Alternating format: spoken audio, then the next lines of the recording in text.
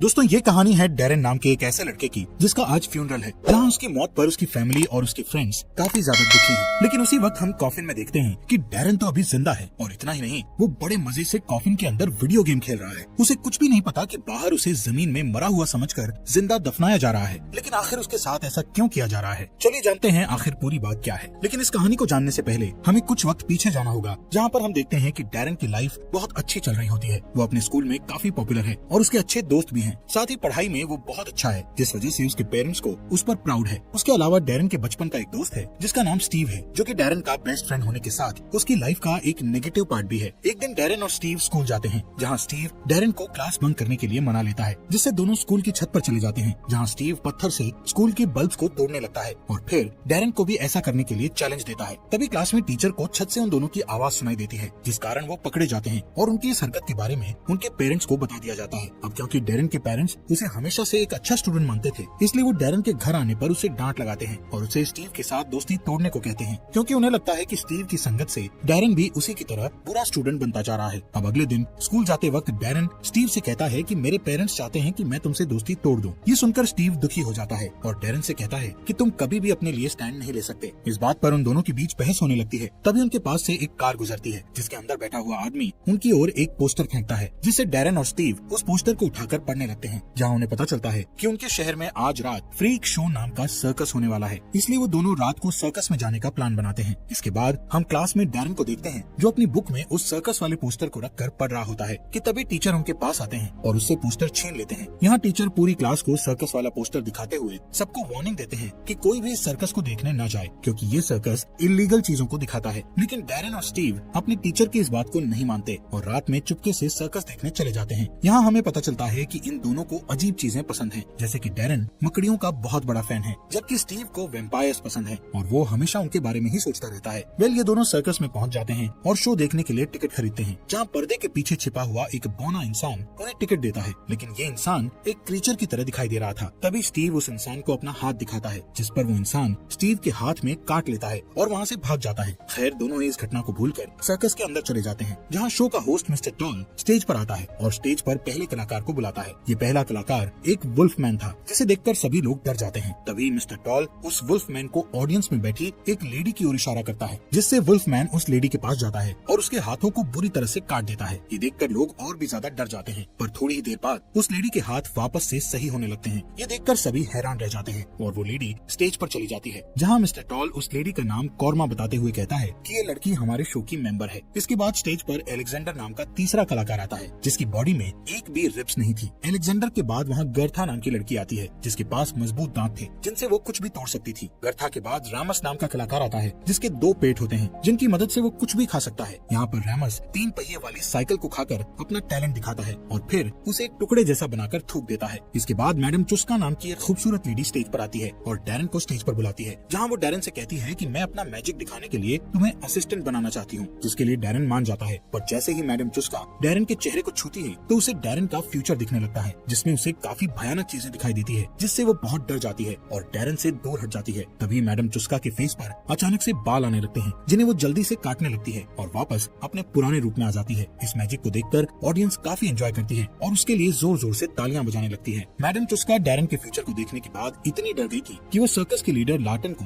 Show बंद करने को कहती है। मैडम चुस्का डैरेन से इतना क्यों डर रही थी, ये हमें आगे पता चलेगा। यहाँ मैडम चुस्का की बार बार बोलने पर भी लार्टन उसकी बात नहीं मानता और स्टेज पर आकर अपना मैजिक दिखाना शुरू कर देता है। लार्टन स्टेज पर अपनी साथी मकड़ी को लाया था, जिसका नाम ऑक्टा था। यहाँ लार्टन एक इंस्ट्रूमेंट बजाते हुए डांस करने लगता है, जिसके साथ ऑक्टा भी डांस करने लगती है। इसी दौरान स्टीव लार्टन को पहचान जाता है कि वो एक वैम्पायर है। असल में स्टीव ने एक बुक में लार्टन के बारे में पढ़ा था। तभी स्टीव डैरेन को बताता है कि लार्टन एक वैम्पायर है और उसका असली नाम वर है। इसी बीच स्टीव और डैरेन के टीचर पुलिस को लेकर वहाँ पर आ जाते हैं और शो को बंद करवाने लगते हैं। ये दोनों टीचर से छुपने के लिए बैक स्टेज पर आ जाते हैं, जहाँ मौका देखकर डैरेन लार्टन के रूम से ऑक्टा को चुरा लेता है, क्योंकि पहली नजर में ही उसे ऑक्टा पसंद आ गई थी। डैरेन ऑक्टा को लेकर रूम से जा ही रहा था कि तभी उसे लार्टन के आने की आवाज सुनाई देती है, इसलिए वो जल्दी से रूम में छुप जाता है। यहाँ लार्टन एक बूढ़े आदमी के साथ अंदर आता है, जो कि लार्टन से वैम्पांजी के बारे में बात कर रहा होता है। असल में वैम्पांजी हाइब्रिड वैम्पायर थे, जो कि लोगों का ब्लड पीने के लिए उन्हें जान से मार डालते हैं, जबकि लार्टन ऐसा वैम्पायर है जो कि सिर्फ लोगों को बेहोश करके उनका ब्लड पीता है। इसी दौरान स्टीव वहाँ आता है और लार्टन से कहता है कि उसे भी वैम्पायर बनना है। यहाँ स्टीव का कहना था कि वो अपनी जिंदगी से नफरत करता है क्योंकि वो अकेला है। असल में स्टीव के पिता बहुत पहले ही उसे छोड़कर चले गए थे, जिस वजह से उसकी माँ एक शराबी बन गई थी। तब से ही वो हमेशा के लिए अकेला हो गया था। स्टीव के बार बार रिक्वेस्ट करने पर लार्टन उसे वेम्पायर बनाने के लिए मान जाता है, पर सबसे पहले वो स्टीव का ब्लड टेस्ट करने को कहता है। जैसे ही लार्टन स्टीव के ब्लड को अपने मुंह में डालता है तो उसे पता चल जाता है कि स्टीव के अंदर बहुत बुराइयां हैं, यानी कि अगर उसने स्टीव को वेम्पायर बना दिया तो वो बहुत बुरा वेम्पायर बनेगा और लोगों को मारने लगेगा। इसीलिए लार्टन उसे वेम्पायर बनाने से मना कर देता है। इस बात से स्टीव को बहुत गुस्सा आता है और वो लार्टन को भला बुरा बोलकर वहाँ से चला जाता है। इसके बाद लार्टन को पता चलता है कि उसकी मकड़ी ऑक्टा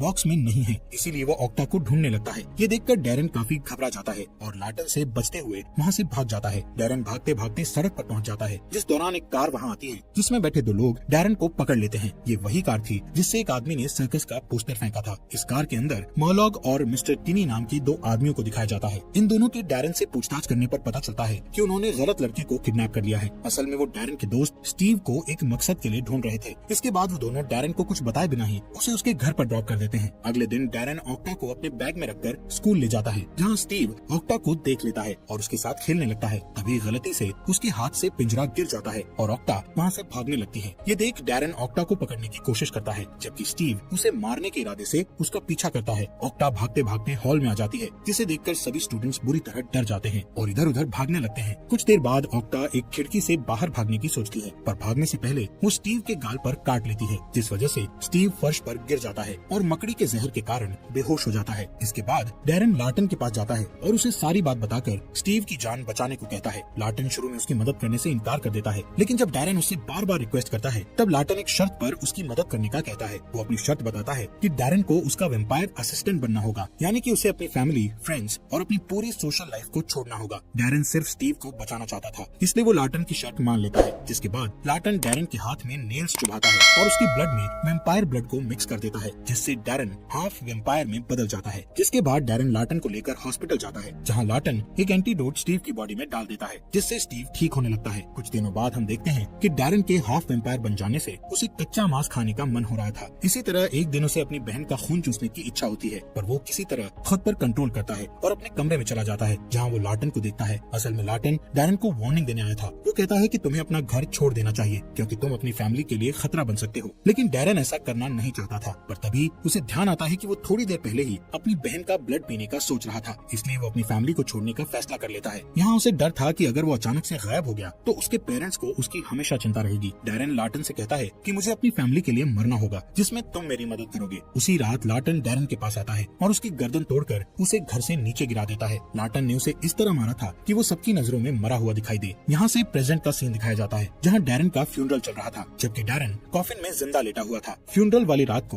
लार्टन डैरेन की कब्र खोदता है और उसे बाहर निकाल लेता है, जिस दौरान मॉर्लॉग वहाँ आ जाता है, जो कि वेम्पांजी का लीडर था। वो उन पर हमला कर देता है, लेकिन लार्टन उसे चकमा दे देता है और डैरेन को लेकर भाग जाता है। इस बीच स्टीव को देखते हैं, जो डैरेन की मौत से बहुत दुखी था। वो डैरेन को बहुत मिस कर रहा था। स्टीव का सिर्फ एक दोस्त था, जिसके जाने के बाद वो पूरी तरह अकेला हो चुका था, इसलिए एक दिन वो सुसाइड करने का सोचता है। स्टीव जैसे ही छत से कूदने वाला होता है, तभी वहाँ मिस्टर टाइनी आता है, जो उसे सुसाइड करने से रोक लेता है। यहाँ टाइनी स्टीव को बताता है कि मैं तुम्हारी जिंदगी और तुम्हारे वेम्पायर बनने के सपने के बारे में जानता हूँ, इसीलिए मैं तुम्हें वेम्पांजी बनने का मौका दूंगा। यहाँ हमें पता चलता है कि मॉर्लॉग के साथ साथ टिनी भी वेम्पांजी है। टिनी उसे डैरेन की सच्चाई बताता है कि डैरेन अभी जिंदा है और वो अब वेम्पायर बन चुका है। इसके अलावा टिनी स्टीव को डैरेन के खिलाफ भड़काने लगता है कि वेम्पायर बनना तुम्हारा सपना था, लेकिन डैरेन ने तुम्हारा सपना चुरा लिया। सब कुछ जानने के बाद स्टीव को डैरेन पर बहुत ज्यादा गुस्सा आ जाता है, इसलिए वो टिनी का ऑफर मान लेता है और उसके साथ चला जाता है। इस बीच डैरेन को देखते हैं, जो धीरे धीरे सर्कस में मौजूद दूसरे लोगों के साथ दोस्ती कर रहा था। साथ ही दूसरों की मदद करते हुए वो खुद को ट्रेन करने लगता है, पर उसे अपनी फैमिली और स्टीव की बहुत याद आती थी, इसलिए वो अपने फोन में उनके फोटोज देखने लगता है। फोटोज को देखकर डैरेन बहुत इमोशनल हो जाता है और स्टीव को कॉल करने लगता है। तभी वहाँ लार्टन आ जाता है और डैरेन का फोन छीनकर उसे तोड़ देता है, क्योंकि वो नहीं चाहता था कि डैरेन की सच्चाई किसी को पता चले। इसी दौरान वहाँ मिस्टर टिनी आता है। वो यहाँ डैरेन के बारे में बात करने आया था। यहाँ हमें पता चलता है कि डैरेन के पास जन्म से ही कोई स्पेशल पावर्स है, इसीलिए मिस्टर टिनी उसे अपने साथ रखना चाहता था। जब टिनी लार्टन से डैरेन को मांगता है, तब मिस्टर टॉल उसे कहता है कि वो इस बारे में सोचेगा। टिनी के जाने के बाद लार्टन डैरेन से कहता है कि तुम सर्कस से बाहर मत निकलना, क्योंकि वेम्पांजी से तुम्हें खतरा हो सकता है। इसके बाद लार्टन डैरेन को ट्रेन करना शुरू करता है, ताकि वो अपने आप की सुरक्षा कर सके। ट्रेनिंग कंप्लीट होने के बाद डैरेन की स्किल्स और स्ट्रेंथ बढ़ जाती है। दूसरी ओर मॉर्लॉग स्टीव को वेम्पांजी में बदल देता है, जिससे स्टीव के पास इविल पावर्स आ जाती है और वो एक शैतान में बदल जाता है।